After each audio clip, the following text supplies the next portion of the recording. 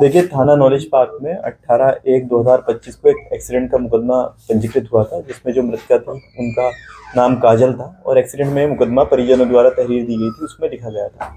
इसमें एक्सीडेंट जब ये लिखा गया तो हमें कुछ क्लूज मिले और कुछ जो हमें इन्फॉर्मर्स हैं उनकी सूचना मिली कि इसको हम एक अन्य एंगल, मर्डर के एंगल से भी इसमें इन्वेस्टिगेशन की जाए। जब उसमें मर्डर के एंगल से इन्वेस्टिगेशन एसीपी 1 और एसएचओ नॉलेज पार्क की टीम द्वारा उसमें करी गई, तो उसमें कुछ अन्य तथ्य जो है प्रकाश में आए। जो एक्सीडेंट में प्रयुक्त कार थी वो एक ब्लैक स्कॉर्पियो थी और वो एक व्यक्ति है शिव पांडे, उसके नाम पे वो रजिस्टर्ड थी, वो उसका मालिक था। और उसमें ये पता चला कि शिव पांडे और जो मृतका है ये दोनों आपस में रिलेशनशिप में थे। लगभग 1 साल से पहले एक कंपनी में मार्केटिंग का काम करते थे, जहाँ से दोनों रिलेशनशिप में आए थे। शिव पांडे मैरिड है, उसकी पत्नी है वो हाउस वाइफ है, और उसने ये बात अपनी पत्नी को नहीं बताई थी और अपने मैरिड होने की बात जो इनकी रिलेशनशिप में जिसके साथ थे उसको भी नहीं बताई थी। लगभग लगभग 2 महीने पहले जो है इनको पता चला कि शिव पांडे इस तरह से काजल के साथ रिलेशनशिप में है और तीनों लोगों के बीच में डिस्प्यूट शुरू हुआ। इस डिस्प्यूट के सेटलमेंट को लेके जो काजल है बार बार इनके घर पे जाती थी और उसको लेके इनके आपस में काफ़ी बार मनमुटाव हुआ था, डिस्प्यूट्स हुए थे।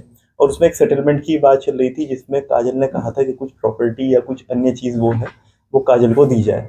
एक दिन इसी वजह से इन दोनों ने, हस्बैंड वाइफ ने, काजल का मर्डर करने का प्लान बनाया और इस तरह से प्लान बनाया कि वो एक्सीडेंट लगे।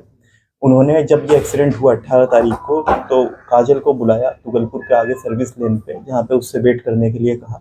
और जब वो वहाँ पे वेट कर रही तो पीछे से कार तेज़ स्पीड से लाके काजल का एक्सीडेंट कर दिया, जिसमें उसकी मृत्यु हो गई। तो ये एक्सीडेंट की धाराओं में लिखा गया था, लेकिन जैसे फिर फैक्ट्स डेवलप हुए और इन्वेस्टिगेशन में आगे बढ़ी, इसमें तरमीम किया गया है इसको मर्डर में। दोनों ये हस्बैंड वाइफ और घटना में प्रयुक्त कार बरामद हो चुकी है। ये मूल रूप से सुल्तानपुर के रहने वाले हैं। यहाँ पे सेक्टर 110 में इनका घर था। दोनों को गिरफ्तार करके जेल भेजा जा रहा है।